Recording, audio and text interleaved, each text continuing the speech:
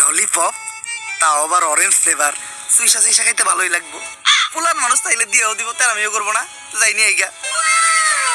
বাবু কি খাও? ললিপপ?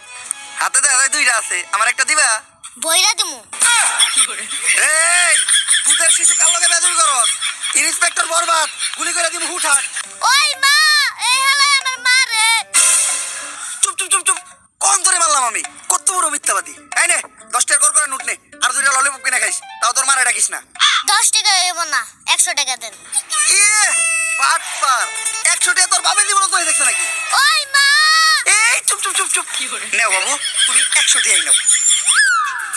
এই আমার বাকি 10 টাকা দিয়ে দাও।